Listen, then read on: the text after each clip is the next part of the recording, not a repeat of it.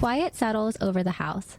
Most of your family went to bed several hours ago, exhausted by the chaos of Christmas Eve and a trip overseas. It's not every year you get to go visit your grandparents in London. Honestly, you barely remember the last time your family made the long trip from the United States for this particular holiday. The fireplace is crackling and warm as you feel yourself start to melt into the comfort this place offers. Glancing to your right, you notice a well-loved book on the table. Intrigued, you reach for the book and carefully hold it on your lap. The cover is so faded, you can't make out the title. Gingerly, you begin to open the book and notice your grandmother's name. It must be her book.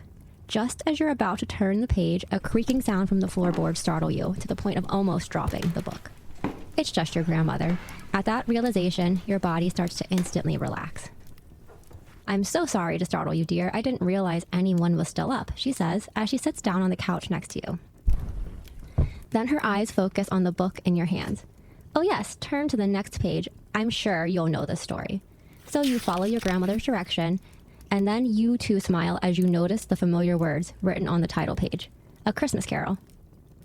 I'm Bree. I'm Christiana. Watch out for holiday spirits, because you're about to hear something strange.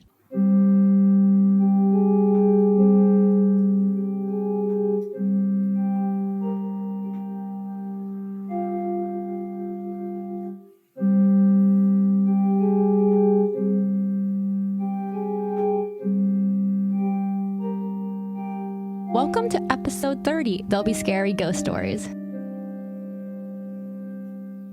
It is our late December Christmas episode. Yay!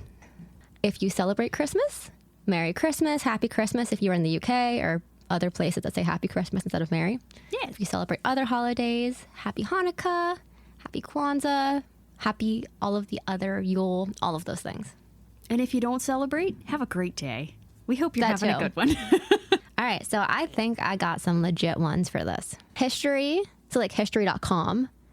I found a history.com article about something other than aliens. Ayo. How ghost stories became a Christmas tradition in Victorian England. Nerdist, a ghost story for Christmas, Britain's scary tradition. The Carter Hall School of Folklore and the Fantastic. 10 spooky ghost stories for Christmas time. Wikipedia, A Christmas Carol. The Charles Dickens Museum, A Christmas Carol synopsis. Smithsonian Magazine, a plea to resurrect the Christmas tradition of telling ghost stories. Britannica, Yule. Interfaith America, Waiting for the Sun, a pagan celebration of Yule.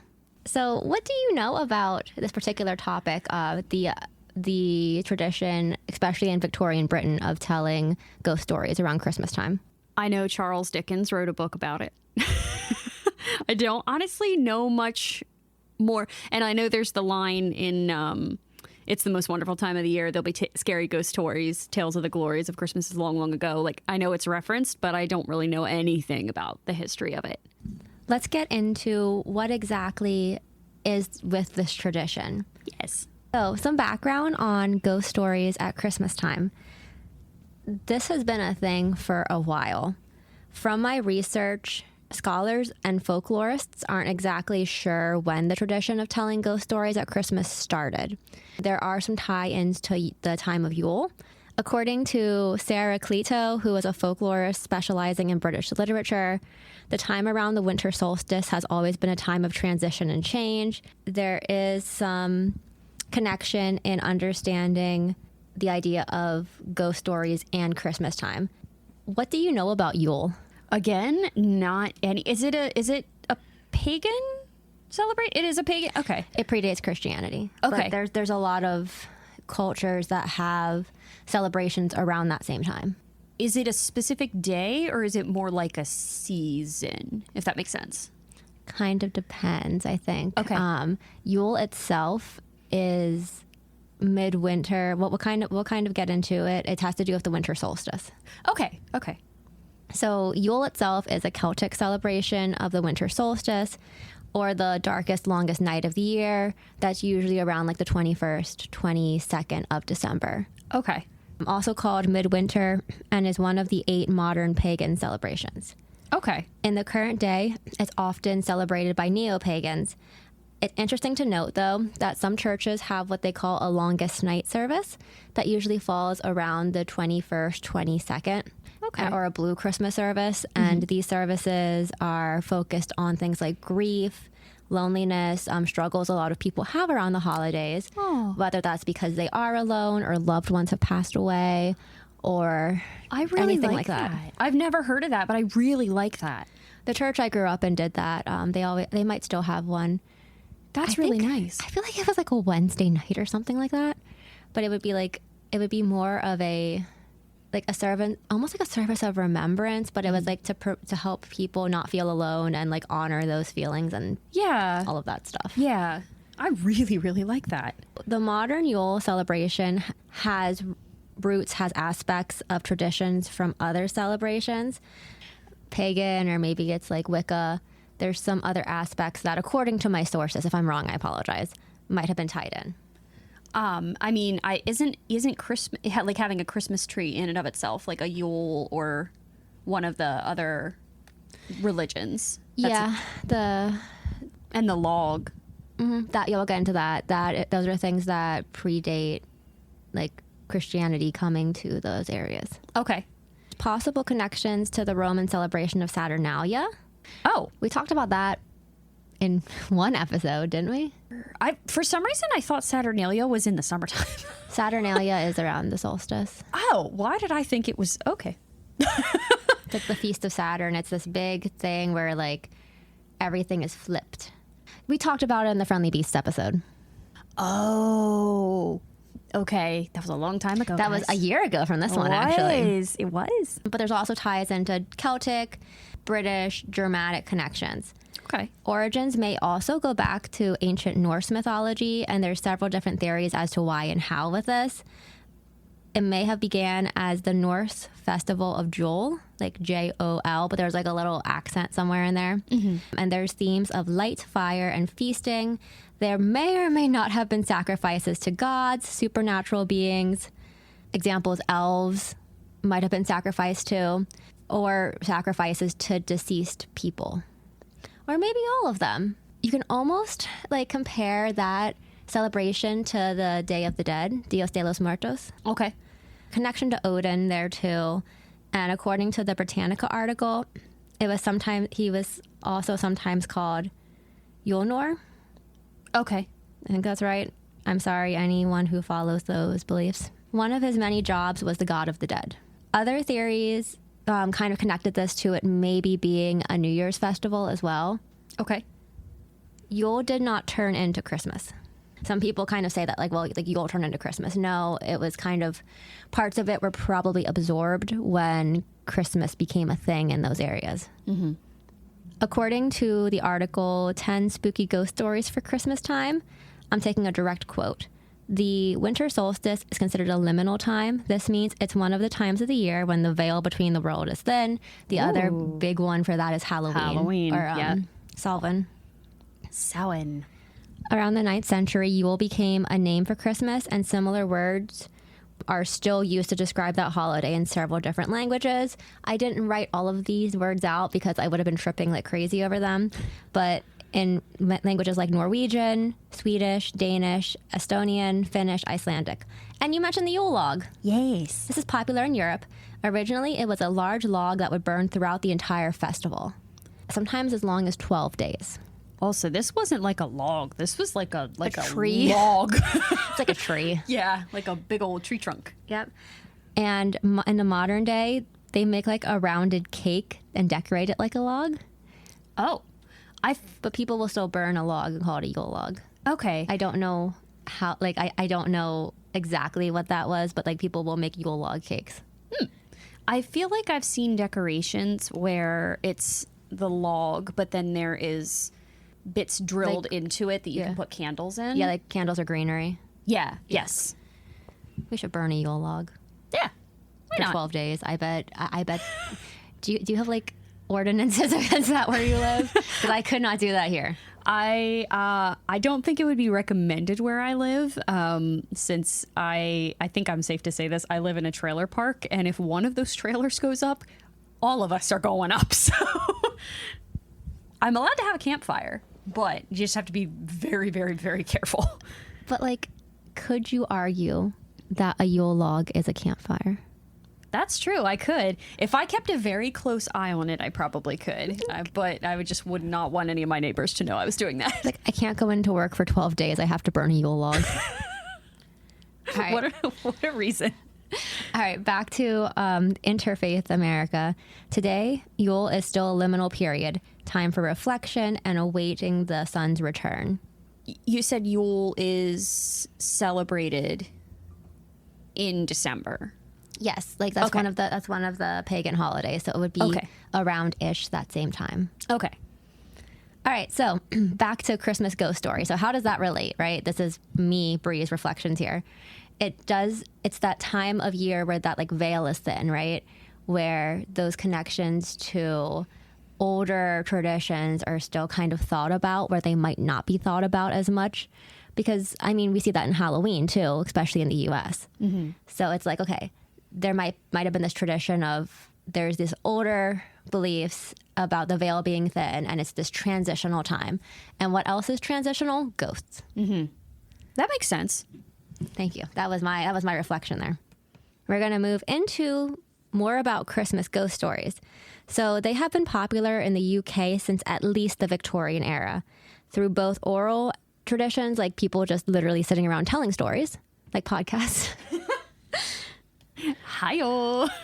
What is a podcast if not an oral storytelling tradition? Honestly, yeah. You just tweaked the like anthropological historian part of my brain of like, that's actually really interesting. Like we are modern day historians, like, but people later could potentially listen to this and be like, oh, this is what they were talking about. This is, I don't know. It's just interesting to me. Anyway. We try to be at least somewhat factual. So any historians listening, we did our best. All we can do is our best. I think we do fairly good research on this podcast. Yeah, we try. We certainly try. Not only were these ghost stories traditions in oral forms, they were also in periodicals. So they were also started to be published in books and magazines and that kind of stuff. Okay. So we're talking a lot about the UK, right? Yes. What about America? Because we are in America. Yeah, it didn't really catch on. Americans went, nah. There's a couple of reasons scholars think that. So one is that the scenes in American Christmas stories tend to be very sugary sweet, quote history.com. And that's very different from the supernatural and gloomy stories of Victorian England. Guess who's about to make an appearance? One of our favorite people, Washington Irving. I feel like we're summoning him. For a while, we thought we were being haunted by him, but I think he is our spirit guide. Yeah. So Washington Irving made an attempt to bring supernatural themes to American Christmas stories. He published some short stories in 1819 and 1820. Didn't really catch on, even though he was a pretty well-known author in his time, right? Sure. There were a few reasons that my sources said that these things might not have caught on. History.com theorized that part of this was the country's view towards magic and superstition. Mm-hmm. There were a lot of very Puritan beliefs when people first started settling, and there was just not as much comfort with some of that stuff as was in the UK and other parts of Europe. Sure. Which is interesting because my brain, when you started talking about that, instantly went to witch trials, not just Salem, like all over the East Coast. But I mean, England had their fair share of trials too. They did, but I think like America might have been trying to get away from that superstitious viewpoint. Sure. And like, it's interesting because I think this is a very sweeping generalization because there are parts of America that always have been very superstitious. Look at the Appalachian Mountains. Like, true. That's a very superstitious area. Like we're like on the north end of it. You could almost even make the comparison of the time of like the Satanic Panic, like those people that were very much part of the panic, even not necessarily people that believed in witchcraft or anything like that, but they were very, very suspicious of like anyone wearing black clothing, anyone listening to rock music. I'm going to do a whole episode about this one of these days. not just the panic. There's a specific case I want to cover. Anyway. So some of it might have been that I think America is also seen as very religious by other countries. Sure. Like I've not been to countries other than Canada. I don't know that you see the same level of zealous religion. I kind of get what you're saying. Perhaps it's not pushed as much. Well, there's a ton of very, very loud voices that are super religious in the United States. I'm not saying that religion isn't practiced outside. Obviously, other countries have other religions, especially Christianity, though. Yeah. America almost kind of prides itself on being a Christian country, and you don't hear the UK, Germany, Italy saying things like that, even though the Vatican is in Italy. Yeah. in Rome. But Yeah. That's fair. That's fair. maybe I'm wrong. If there's any listeners in other places, let me know. There's supposed to be a separation of church and state in the United States, but there's really not. Yeah. There's only a separation of church and state if it doesn't, it only really applies. If you're not Christian, then there's a separation. So kind of back to why Christmas ghost stories didn't catch on. Another possible reason is that people were looking for a new life, a fresh start when they got to the United States. So it might have been the idea of I'm leaving all that superstitious stuff at home. Okay. I'm reinventing myself. I'm getting a fresh start. I'm going to do different traditions. Okay. That's fair. A more secular mindset continued to get more popular too. In theory, there's a separation of church and state. Sure. And then spooky stories became established as part of Halloween due to immigrants from Ireland and Scotland. So it might have also been a shift of this is not the right time for spooky stories. This is the time for Santa Claus and reindeer that can talk Yes. and fly. My tulpa. Your tofa. My Santa Claus tulpa. That is true. Victorian England, because this is kind of going to be the main focus of the information for today. Ghost stories became a focus, a fixture in Victorian England, especially around Christmas. People in the Victorian era in general were obsessed with ghost stories and the supernatural, right? Because seances were huge in this time. So it was things like picnicking in cemeteries. And as we talked about in several episodes, interest in spiritualism was big. There were occult societies, all of that stuff. I think the Society for Cyclical Research formed during the Victorian era. All right. So we had that going on, and people were like, yay, ghosts. Yay, ghosts. I feel it. Yes. And then there were several other things that helped spread interest. Sorry. Just made me laugh. Yay, ghosts. Okay. So we had this interest in the paranormal. And then there's some other things going on just culturally and societally. So some of these things made the world feel a little darker and scarier, which is a great scene for a ghost story. The rise of industrialization. Yeah. Yeah. That'll do it. The looming fall of the Victorian Britain as a world superpower. So people were probably seeing things start to change in Victorian Britain and were like, wow. Things are really going to change for us here. A little something called science was on the rise. Just that. And I do think sometimes you do see an increase in supernatural fiction and literature when there's increases in science because people are like, oh, this is scary. You know what else is scary? Ghosts. Yes. That's fair.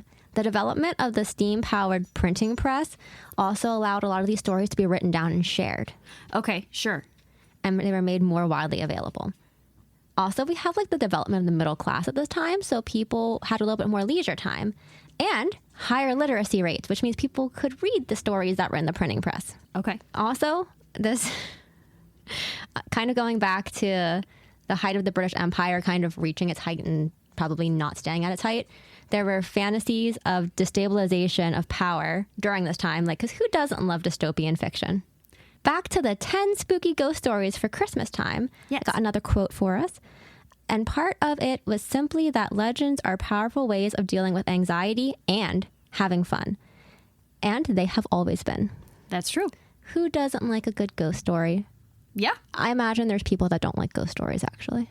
There are probably some out there. They're probably not listening to this podcast. That's true. If you're here, thank you for coming. Thanks for being here. All right. And then there was another very important person that helped make this a big thing, and his name was Charles Dickens. Hi-yo! Will you come be our spirit guide too? Him and Washington Irving could hang out together. Oh, that'd be so fun. All right. So we're going to talk about him a little bit more in a second. The telling of horror and supernatural stories continues to this day, but like we said, there is definitely one Christmas ghost story that we have to talk about. What do you think this story in question is? A Christmas Carol. That it is. Can you give us a quick synopsis? I sure can.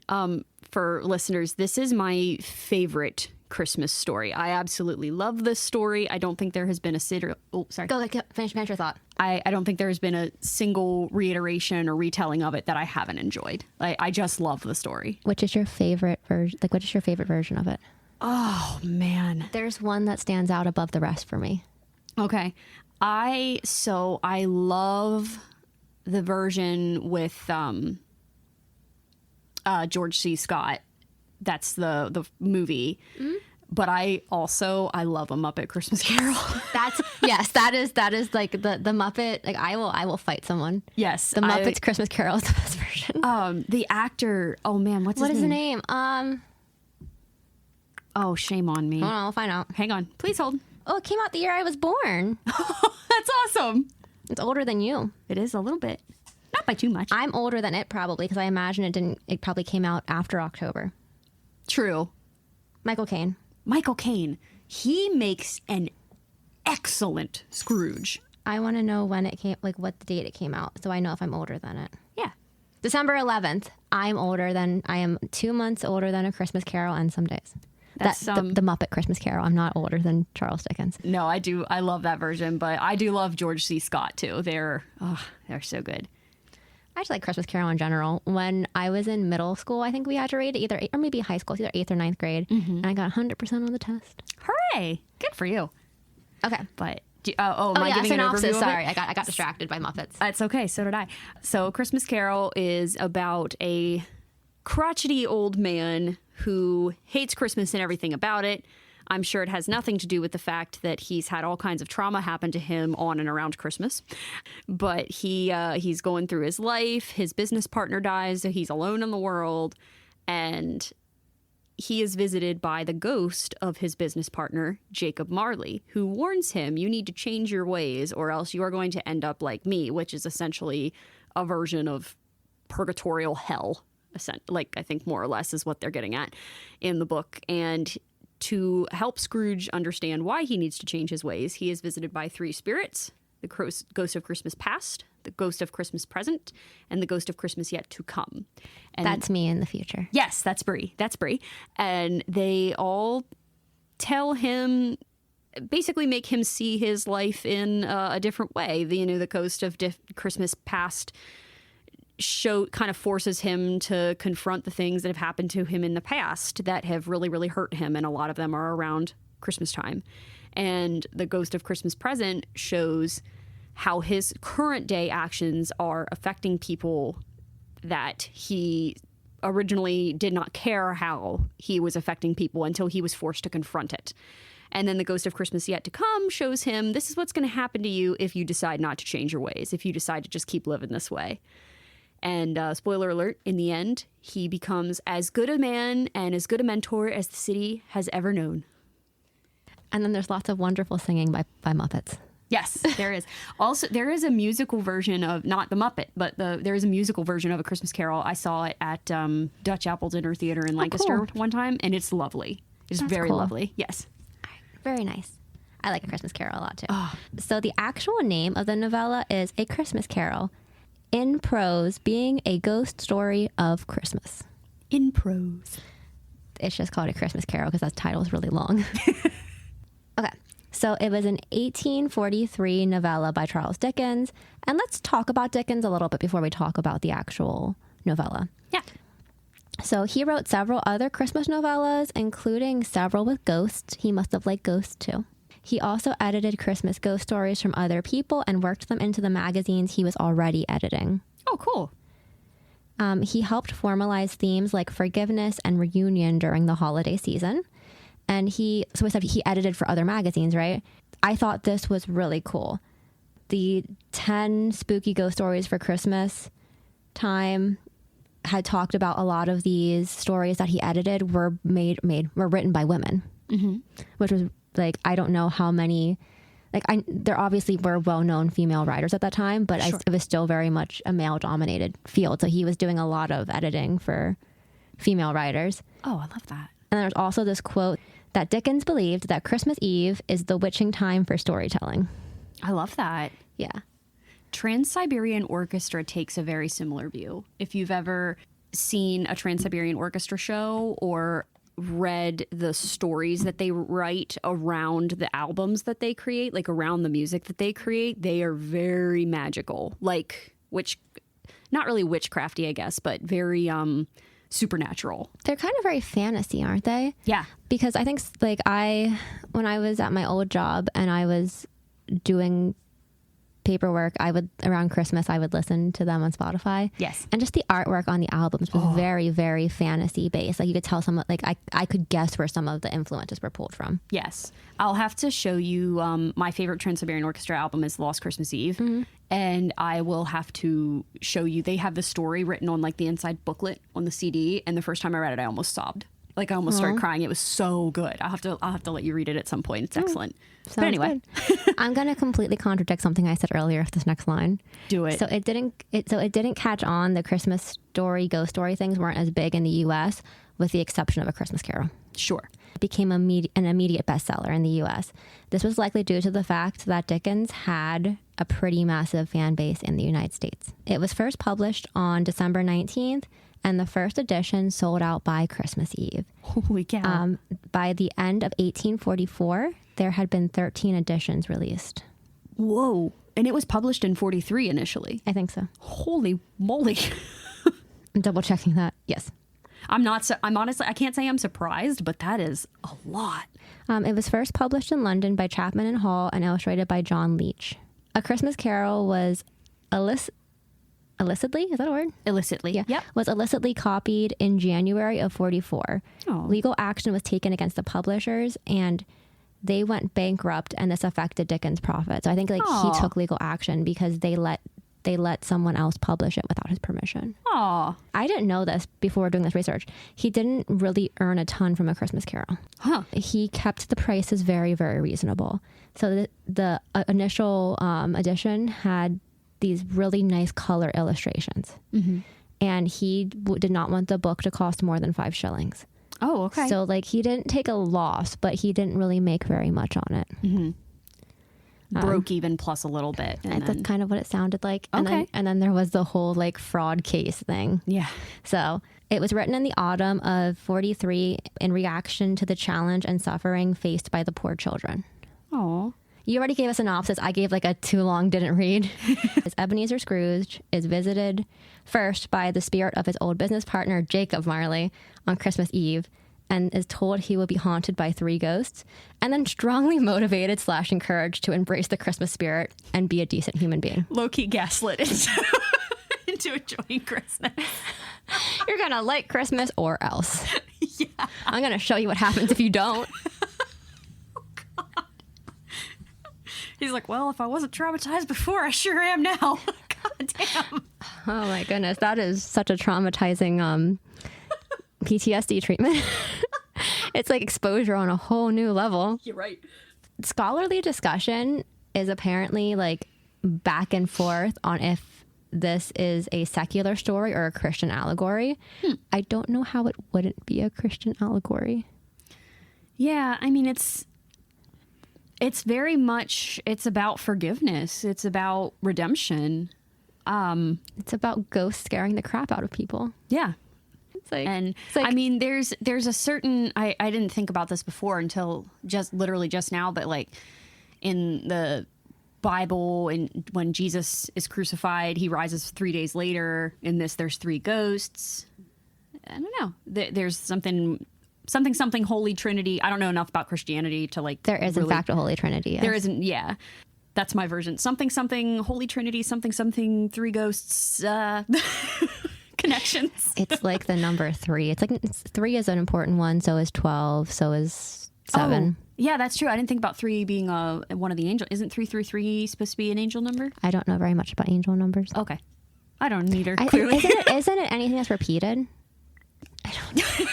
We need to ask our friend Allie. Or we ask our friend Teddy. Either of them would know. That's true. Hi, friends. All right. So via the Smithsonian Magazine, because once again, I had some legit sources for this. Dickens' genius was to wed the Gothic with the sentimental, using stories of ghosts and goblins to reaffirm basic bourgeoisie values.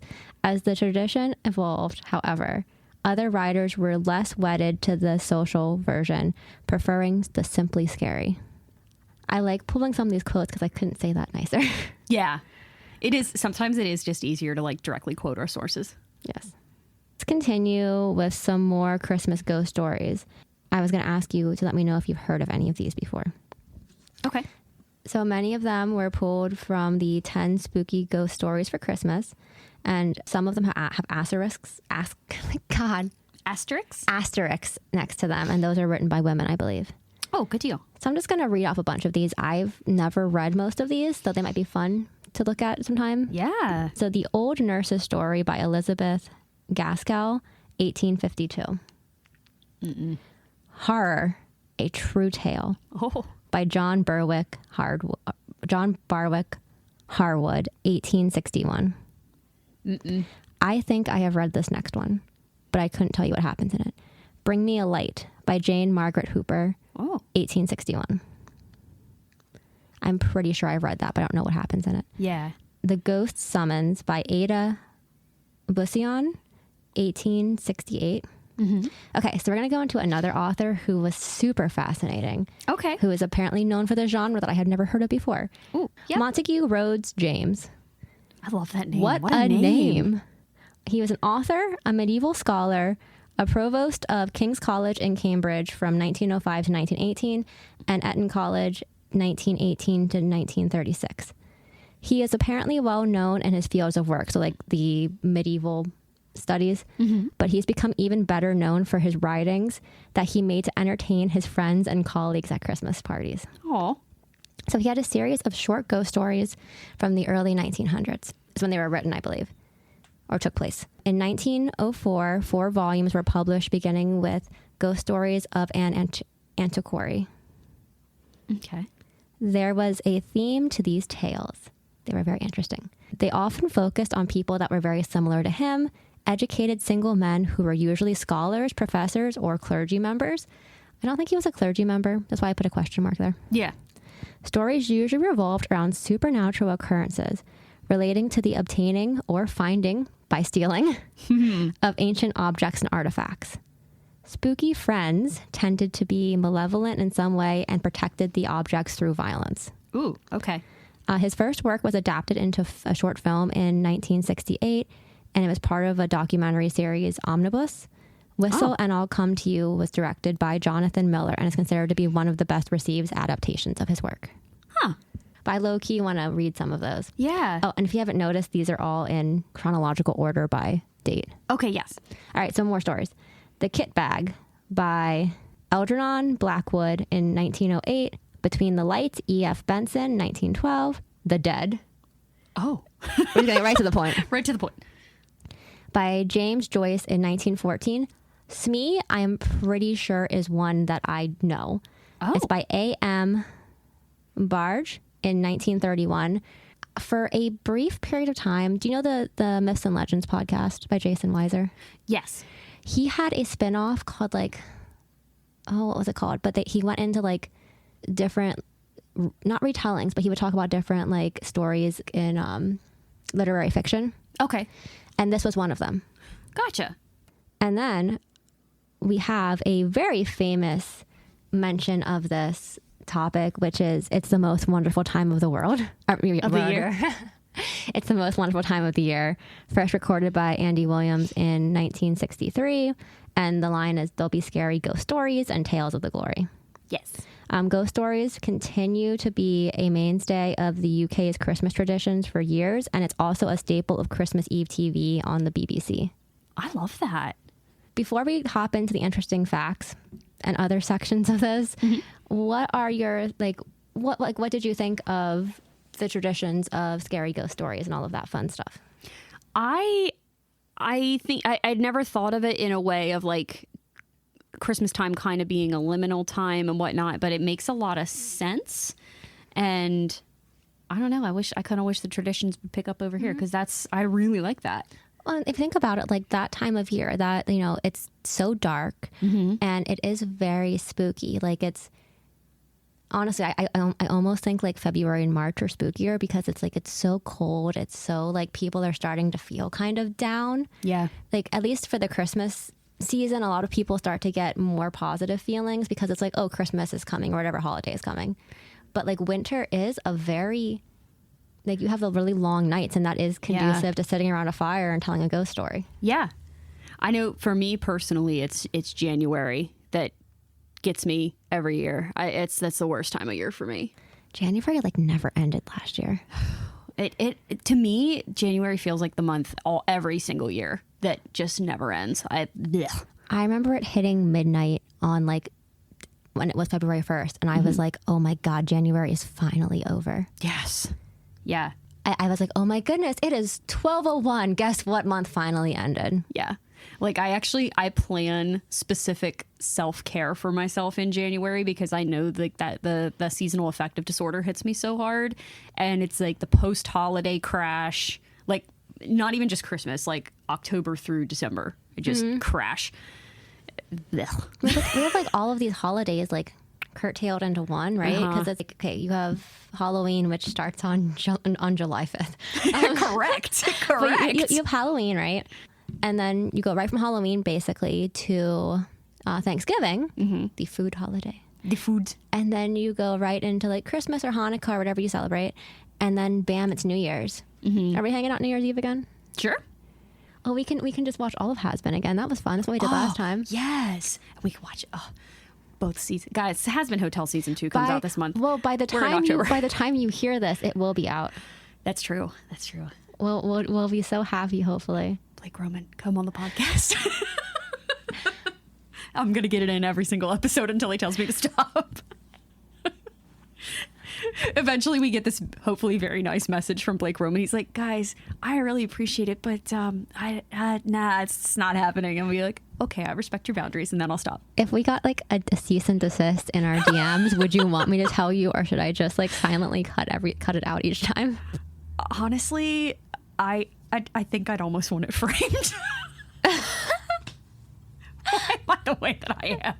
I'm sorry, Blake Roman. I promise I'm not a stalker. You can put it next to the cursed David Tennant You're picture. Right. And I can frame my illegal David Tennant photo that I took. Whoops. Oh my goodness. I got very overwhelmed the first con that I ever went to, and the first con I ever went to, I met David Tennant, and when I saw him at his table, I was just so shocked that I did not know what to do. I was like, oh my God, I'm standing in the room with him. And I like, without thinking about it, I did not like purposefully be like, oh, I'm going to try to break the rules. Like I just wasn't thinking. I whipped my phone out and was like trying to take a picture. And someone from the con came over to me, like one of the staff, and was like, you can't do that. And I was like, oh, okay. And I'm pretty sure like they were so nice. Like they didn't ask me to delete it or anything because I think I just looked so shell shocked that they were like, we're going to let that slide. Okay, well, anyway. we can add that desist letter. Yeah, we'll add that to my illegal wall. How did we get here? January. It's like, how did we get here? Okay, any other thoughts about ghost stories before I tell you interesting facts and we talk about some other fun things? I don't think so right now. I also wish we would bring because like there can be a spooky event each month. Let's be real. Yes. All right, so interesting facts? Interesting facts. Let's go. So Dickens reported his writings were influenced by his own youth. Oh. I don't know if he meant like the dealing with poverty or the ghosts. Maybe both. By Christmas stories of other well-known authors, including Washington Irving. Hey, he was inspired by Washington. They could both hang out with us. Anyway. Don't mind me just inviting spirits. I shouldn't do that. So, do I get them since you have a demon? Yeah, maybe. Daddy would be like, get out of the house. Or I'm sorry, Daddy would be like, get out of the house. The other author he was inspired by was Douglas Jerrold. Okay. Don't know who that is. I can't say I've... Sorry, Doug. Do you know that... You know where Wellsboro? Mm-hmm. There's the Dickens of a Christmas each year. This year is the 41st one. It's December 6th. Oh, that's Wellsboro near PA Grand Canyon? Yes, that is that Wellsboro. Oh, My grandparents used to go all the time because they live up there. I want to check that out at some point. I put the Yeah. hyperlink in the. Oh, something strange field trip. Maybe not this year. I just got back from California. I'm gonna go to Kansas and see a demon. Just casually. If you want to see a demon, you can just come to my house. I thought this would be a great place to reiterate our afterlife plans because mine is directly linked to A Christmas Carol, but I'll let you go first because I've talked a lot. Okay. So we've talked about this a little bit on the podcast before. I think I'm probably going to end up as like a poltergeist. Not like a violent one. I don't necessarily have an interest in like terrifying people unless you're like a horrible person, in which case I'm coming for you. But like just to be like a cat, just annoying. I think I'd like to haunt an art studio. I would really enjoy that. And I'll make paintings all night and they'll have to come in and clean up my mess. Sorry, friends. Yours is so much more chill than mine. Yeah. I can be, what would we say? We're going to be like kind of partners though. Oh, that's true. You call me in for cleanup. Yes. That makes it sound like a crime scene. It does a little bit. I talk about I am a serial killer. I was gonna say you are a serial killer. My afterlife plan is to be the ghost of Christmas yet to come. Yes. I'm gonna help people learn better ways. Yes. And terrorize people, all that fun stuff. When they're acting like just dirt bags. Or yeah, like we've talked about, like Brie will come in and do like the serious work of like, you better change, or guess what, your nonsense is getting messed up, and then I'll come in behind her and just like flip them off and run out of the room. Like just knock their mug, just look them right in the face and just knock their mug off a counter and leave. Damn.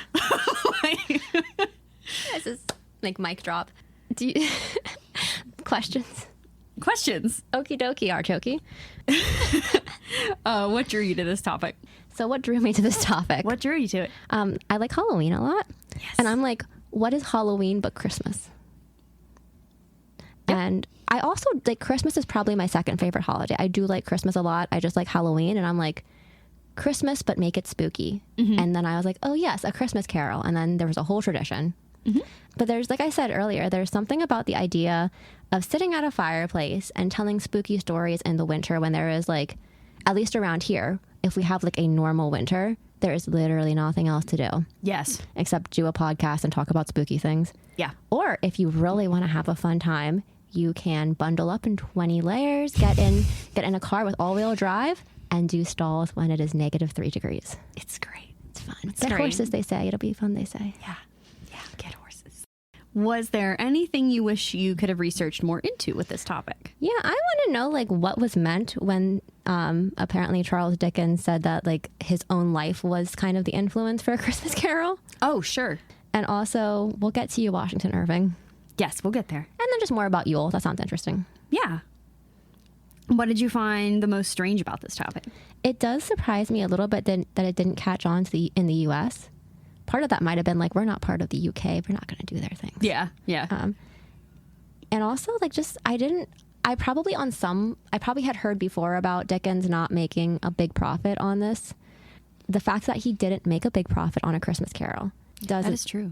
And I do think some of the proceeds went to some of the like unhoused and poor children, like poverty-stricken children in the London area. Which I hope so. That's wonderful. Yeah, that's too bad they didn't make a bigger profit though. That way they could have given more money to them. Given more, yeah. Yeah. It seems I would read that though too, is that he was trying to make it as affordable as he could to people, which is cool. That's also how I took it, that he was trying to make it so that like families could afford it. Sure. Which is lovely. Thank you, Charles Dickens. Sending the Christmas cheer and the fear of free ghosts. And I have to get it in here somewhere. Here's the nerd coming out. Harry Lloyd, who voices my cult leader, Victor, in Arcane, is the great grandson of Charles Dickens. Really? Yeah. I forget how many greats, but he is directly related to him. I didn't know where you're going with that one, but like that's so interesting. I had to get it in there, so you're waiting the whole episode. I wasn't sure what else to put it in there. You could have thrown it in with my fun facts. Oh, true. Duh. We're not going back and redoing that. That's all right. We already had to redo the intro. That wraps up our discussion of scary ghost stories and tales of the glories, friends. Yay! Thank you for listening. We'd love to hear from you. If you have a suggestion for a strange or mysterious topic, a comment about an episode, or just want to chat, please reach out. You can listen to us on Spotify, Apple Podcasts, Amazon Music, Audible, and YouTube. Comment directly on episodes on Spotify and YouTube, or leave a review of the podcast as a whole on either Spotify or Apple Podcasts. Find us on Instagram at something_strange_pod, on Facebook at Something Strange Podcast. Subscribe to our YouTube channel at something_strange_pod, and check out our strange content over at TikTok at somethingstrangepod01. You can also send us a Gmail at somethingstrangepod24@gmail.com, and the 24 is numeric. Well, strangers, it's time for us to part ways. Until we meet again, watch out for 3 ghosts. We'll be back again soon with another Something Strange.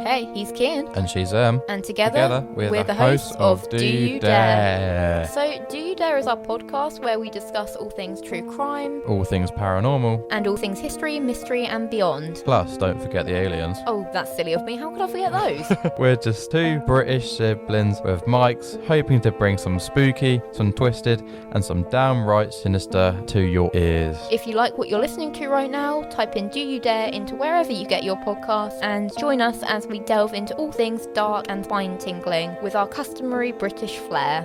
Come join the dark side. If you dare.